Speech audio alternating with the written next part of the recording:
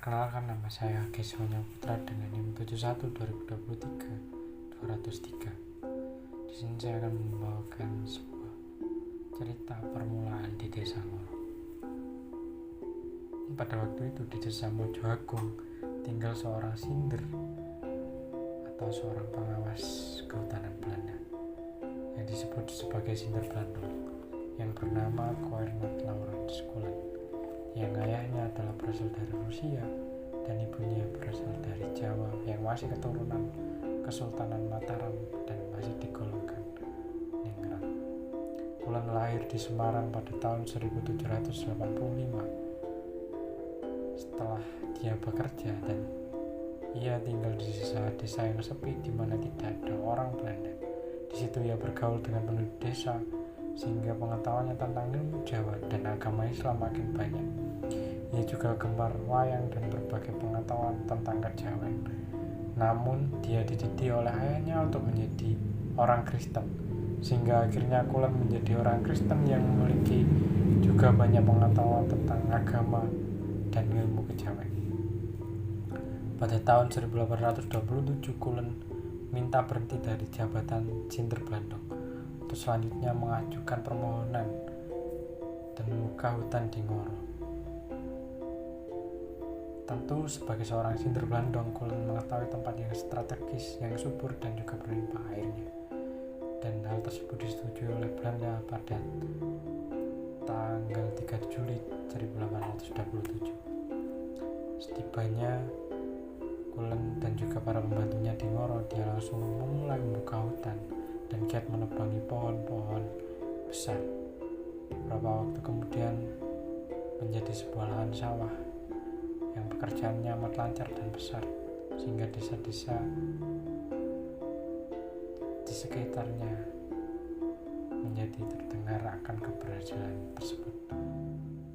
Tidak lama kemudian sebuah desa itu menjadi ramai dan dinamakan sebuah desa Ngoro karena teramat subur. Bahkan orang-orang yang dari Sidoarjo datang ke Ngoro hanya untuk membeli beras. Selain Kulen menjadi makin kaya dan juga dermawan dan berkecukupan,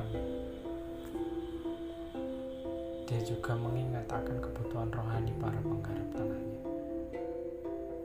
Dengan demikian, Kulen juga mempunyai kebiasaan sebelum memulai membuka sebagian dari hutannya, sebelum membaca dan menabur, ia mengumpulkan para penggarapnya untuk memohon berkat kepada Tuhan.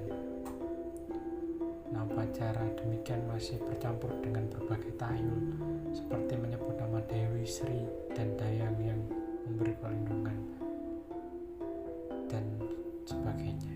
Namun senantiasa dinyatakan juga bahwa kuasa dan kemurahan yang terbesar hanya datang dari Tuhan Yesus saja. Karena itu Tuhan Yesus yang maha besar itu perlu diberi bukti dan mohon berkatnya. Karena kebiasaan yang demikian, para penggarapnya yang tinggal di desa Ngoro makin banyak pengetahuannya tentang Tuhan Yesus Kristus sebagai juru selamat yang sejati. Kulen mengadakan kebaktian tiap hari Minggu di rumahnya.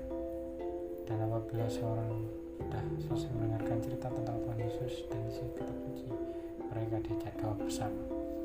Kulen juga sering mengadakan pembicaraan tentang berbagai ilmu Jawa dengan para penggarap tanahnya. Bahkan sering terjadi perdebatan, tetapi senantiasa kalah dalam pembicaraan melawan Kulen itu, sehingga demikian makin kuat keyakinan mereka bahwa ilmunya Kulen tentang Tuhan Yesus itu adalah ilmu yang tertinggi.